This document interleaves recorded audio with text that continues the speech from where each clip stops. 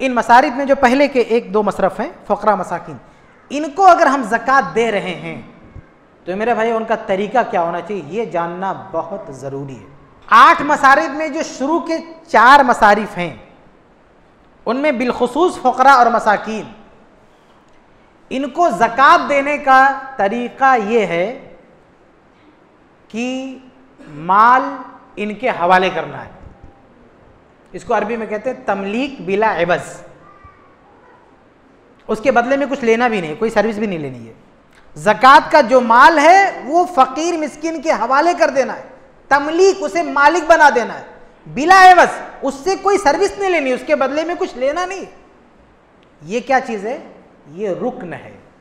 आप फ़िक़ही किताबें पढ़ेंगे तो मज़ाहिब अरबा का, अइम्मे अरबा का इत्तिफ़ाक़ है कि ये रुक्न है, ज़कात की अदायगी के लिए रुक्न है। अगर ऐसा आपने नहीं किया आपकी ज़कात अदा नहीं होगी। जैसे नमाज में सजदा रुक्न है, अगर सजदा छूट गया तो रकत गई। तो ऐसे ही ज़कात की अदायगी में तमलीक, अगर फ़क़रा और मसाकिन को दे रहे हैं तो वहां पे तमलीक ये रुक्न है। अगर आपने ऐसा नहीं किया तो आपकी ज़कात नहीं होगी, वो आम सदका हो जाएगा। अब हमारे यहाँ होता क्या है, एक आदमी रमज़ान में ज़कात निकालता है, गरीब को कैसे देता है पता है? वो राशन खरीद के ले जाके उसके घर पे रख देता है। ज़कात के पैसे से राशन खरीद के ले जाके उसके घर पे डाल देता है। इससे ज़कात अदा होगी? नहीं होगी, उसकी ज़कात नहीं मानी जाएगी। जो आदमी ज़कात के पैसे से राशन खरीद के किसी फ़कीर के दरवाजे पर रख दिया, किसी मिस्किन के दरवाजे पर रख दिया, उसकी ज़कात नहीं होगी, उसे दोबारा देना पड़ेगा। अगर नफली सदका खैरात है तब आप राशन दे, कपड़ा दे, जो चाहें दे। लेकिन ये जो फ़र्ज़ ज़कात है, जो पैसों में 2.5% वाली ज़कात है, जो साल गुजरने के बाद आप अदा करते हैं, इस ज़कात में आप जो पैसा आप दे रहे हैं वो पैसा आपका नहीं है, वो गरीब का है। गरीब को दे रहे हैं तो वो डिसाइड करेगा, वो डिसीजन लेगा, वो फैसला करेगा कि उस माल से उसको क्या लेना है। आप नहीं फैसला कर सकते कि राशन दूंगा, कपड़ा दूंगा, फला दूंगा। आपने फैसला किया तो फिर वो पैसा तो आपका हो गया।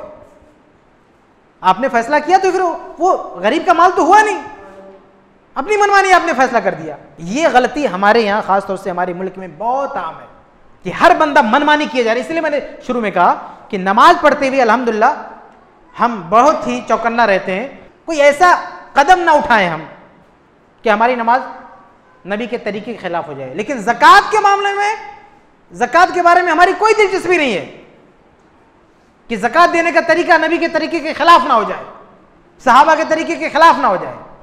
हमने ज़कात का माल निकाला, कपड़ा खरीदा, राशन खरीदा, दे दिया गरीब को। ये क्या तरीका भाई? किसने बताया आपको? कौन सिखाया ये? कुरान की किस आयत में? अल्लाह के नबी सल्लल्लाहु अलैहि वसल्लम की किस हदीस में कि जो आप ज़कात दे रहे हैं अपनी मनमानी करें, अपने मन से जो चाहे खरीद के ले आके गरीब को दे दे? नहीं नहीं, इस तरह से मेरे भाइयों ज़कात नहीं होगी। इस मसले को बहुत ही बारीकी से समझने की ज़रूरत है। आप उलमा के साथ जाएं, बैठें, बाकायदा बात करें, आप उनसे सवाल करें कि 1400 साल का जो इस्लाम की फ़िक़ही तारीख़ का दौर है, इसमें किसने फतवा दिया, कैसा चल जाएगा? ये जो 4 मशहूर मसलक है, मशहूर मज़हब है, मशहूर अइम्मा, ये तो सब मुत्तफ़िक़ हैं, एक ज़बान है कि तमलीक ज़रूरी रुक्न है। ऐसा नहीं हुआ तो ज़कात नहीं अदा होगी। लेकिन हम कितनी मनमानी कर रहे हैं मेरे भाइयों। तो ये तीसरा बहुत अहम मसला है कि फ़क़रा मसाकिन को ज़कात दें तो माल उनके हाथ में रख दें। अब वो फैसला करेगा उसको क्या चाहिए, खाना चाहिए। सब राशन ईद पे आदमी उतारू है, राशन देंगे, राशन देंगे। अरे उसके पास घर का किराया देने का पैसा नहीं है और तू राशन लाद रहा है, शर्म नहीं आती? वो बीमार है, डॉक्टर को फीस देने के पैसा नहीं है, तू राशन देगा? माल तुम्हारा नहीं है। ज़कात में जो आपने माल निकाला वो अगर फ़कीर को आपको देना है, फ़कीर के लिए आपने निकाल दिया तो अब वो फ़कीर का हो गया, मिस्कीन का हो गया, आपका नहीं है। वो कि आप जाके राशन खरीद लो, कपड़ा खरीद लो, वो आपका माल नहीं है, वो फ़क़रा मसाकीन का है। वो फैसला करेंगे उसका क्या लेना है। और उन बेचारों को ज़रूरत राशन की नहीं और चीज़ों की है, और आप राशन पे राशन लाते जा रहे हैं। बड़ा शौक है राशन देने का, तो ज़कात के अलावा जो अलग पैसे बैंक में जमा करके रखे ना, वो निकालो बैंक से पैसे और दो खरीद के राशन। कौन मना कर रहा है आपको?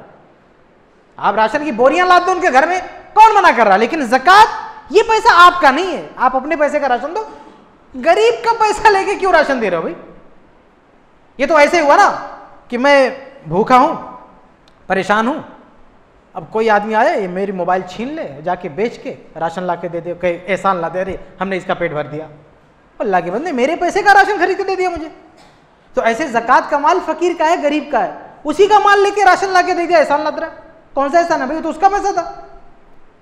तो ये मसला मेरे भाइयों अच्छी तरह समझ लें, कोई राशन नहीं देगा किसी गरीब को फ़र्ज ज़कात में से। नफली ज़कात में राशन नहीं, पूरा घर भरा दो, दुकान पूरा ट्रक ले जाके गिरा दो उसके घर पे, नो प्रॉब्लम।